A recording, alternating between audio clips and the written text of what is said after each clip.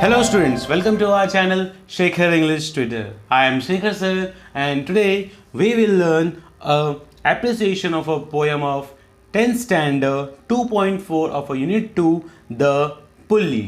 अगर अब तक आपने हमारे चैनल को सब्सक्राइब नहीं किया है तो सब्सक्राइब कर दे और बेल आइकन पर प्रेस कर दे ताकि आपको हमारे आने वाले लेटेस्ट इंग्लिश लेसन्स, ग्रामर और राइटिंग स्किल वीडियोस इजीली मिलते रहें। आप हमें इंस्टाग्राम पे भी फॉलो कर सकते हैं और उसके आपको इस तमाम हमारे वीडियोस के रिलेटेड कोई भी अगर क्वेरीज है उन वीडियोस में से एक भी वीडियो में से कोई भी अगर प्रॉब्लम्स है तो हमें आप वहाँ पे जो है पूछ सकते हैं, उसका रिप्लाई हम आपको तुरंत देंगे। तो चलिए आज का जो है वो टॉपिक स्टार्ट करते हैं। एप्रिसिएशन है ये और एसएससी बोर्ड का बहुत इंपॉर्टेंट है, यूनिट 2 का है, लेसन 2.4 द पुल्ली है। ठीक है, तो इसके जो है एप्रिसिएशन को डायरेक्ट स्टार्ट नहीं करूंगा मैं। सबसे पहले जो है हम क्या करते हैं, पॉइंट के बारे में डिस्कस कर लेते हैं।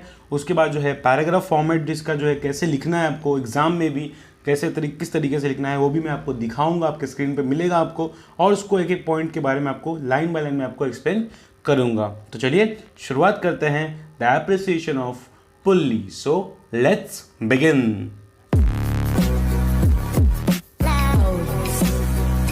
तो देखिए सबसे पहले जो है इसका जो फर्स्ट पॉइंट है वो है टाइटल ऑफ द पोएम। तो टाइटल ऑफ द पोएम क्या है? The pulley. ठीक है, उसके बाद जो है सेकंड पॉइंट क्या दिया है? The poet. अब पोएट जिन्होंने इस पोएम को लिखा है उनका नाम है जॉर्ज हर्बर्ट।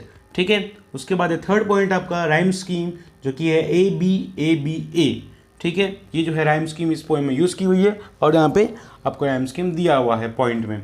उसके बाद आपका फिगर ऑफ स्पीच जो कि है मेटाफर, और उसके बाद है पन, इन्वर्जन और पैराडॉक्स एटसेट्रा। तो इस टाइप के जो है फिगर ऑफ स्पीच इसमें यूज़ किए हुए हैं। उसके बाद आपका fifth point theme and central idea. अब थीम सेंट्रल आइडिया का मतलब सेम ही होता है। यहाँ पे किस थीम पे जो है, किस बेसिस पे जो है इस पोएम को लिखा गया है वो दिया हुआ है। तो क्या दिया देखिए इस पॉइंट में, the reason why man is continually restless. मतलब मैन जो है वो रेस्टलेस क्यों है, वो चीज़ को जो है इस पोएम में पोएट ने बताने की कोशिश की है इस पोएम के ज़रिए, जो इंसान जो है वो रेस्टलेस क्यों है। ठीक है, तो ये था आपके पॉइंट का एक्सप्लेनेशन। अब हम पढ़ते हैं इसके पैराग्राफ फॉर्मेट में आपको कैसे लिखना है एग्जामिनेशन में, बोर्ड एग्जामिनेशन में, वो हम देख लेते हैं। तो देखिए आपके सामने आपको दिखेगा पैराग्राफ फॉर्मेट। उसमें सबसे पहले जो है मैंने फर्स्ट पॉइंट का यूज़ किया हुआ है और सेकेंड पॉइंट को भी एक लाइन में जो लिखने की कोशिश की है। देखिए क्या दिया हुआ है, the title of the poem is the pulley, okay, and the poet is George Herbert. ठीक है, तो ये था आपके दो पॉइंट का जो है यूज़ किया है मैंने एक ही सेंटेंस में लिख के कि the title of the poem is the pulley and the poet is George Herbert. उसके बाद दिया हुआ है इसका जो थर्ड पॉइंट है आपका वो है आपका राइम स्कीम। देखिए यहाँ पे क्या दिया हुआ है कि each stanza of the poem has a 5 lines. आपको यहाँ बताना पड़ेगा पोएम के बारे में।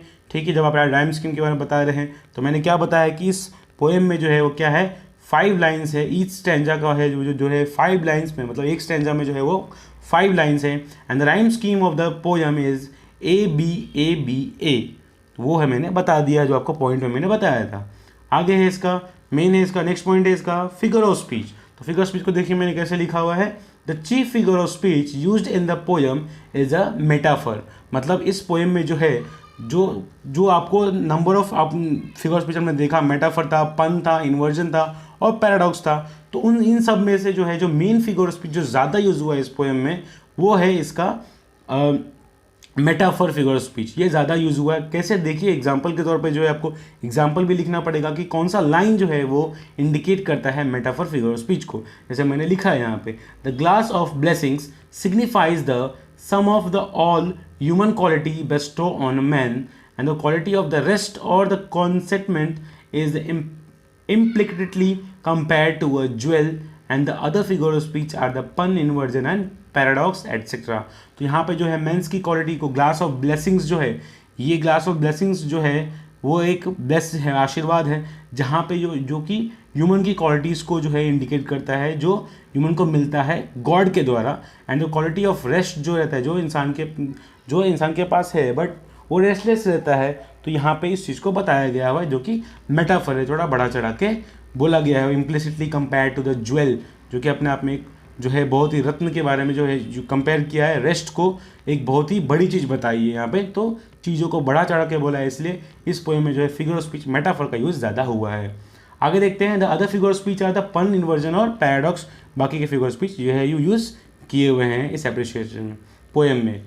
आगे देखते हैं इसका लास्ट पॉइंट है वो है आपका सेंट्रल आइडिया। तो सेंट्रल आइडिया क्या है देखिए, central idea of the poem is reason for a man's continual restlessness all his life.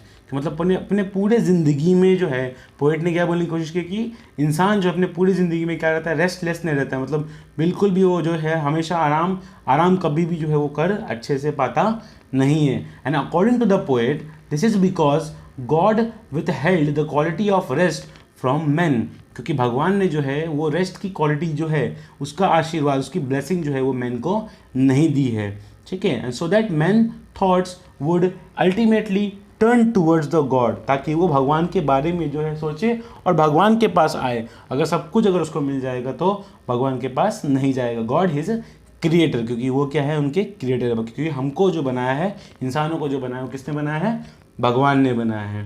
तो ये जो है था, ये सेंट्रल आइडिया था। 2-3 लाइन मैंने इसमें जो लिखी हुई है, तो इसी तरीके से जो आपको भी क्या करना है, आपके बोर्ड एग्जामिनेशन में लिखना है, ताकि ये सेंसिबल एप्रिसिएशन आपका लगे, ठीक है। तो 5 पॉइंट के एक्सप्लेनेशन के साथ में मैंने आपको पैराग्राफ फॉर्मेट भी बता दिया है। तो इसी के साथ ये वीडियो आपका जो है, आपका जो एप्रिसिएशन ऑफ द पुल्ली था, ये आपका ख़त्म होता है। आई होप ये एप्रिसिएशन आपको समझ में आ गया होगा। अगर आपको कोई भी डाउट है तो आप हमें कमेंट सेक्शन में बता सकते हैं, उसका रिप्लाई हम आपको ज़रूर देंगे। अगर ये वीडियो आपको पसंद आया तो इस वीडियो को लाइक कर दीजिए। अपने 10th स्टैंडर्ड के फ्रेंड्स अगर आपके होंगे या आपके कोई रिलेटिव्स होंगे या आप जो स्टूडेंट्स होंगे उनके बीच आप शेयर कर दीजिए। और अगर अब तक भी आपने हमारे चैनल सब्सक्राइब नहीं किया है तो सब्सक्राइब कर दें और बेल आइकन पर प्रेस कर दें, ताकि आपको हमारे आने वाले लेटेस्ट इंग्लिश लेसन्स, ग्रामर और राइटिंग्स के लिए वीडियोज़ ईजिली मिलते रहें। धन्यवाद। Thank you for watching.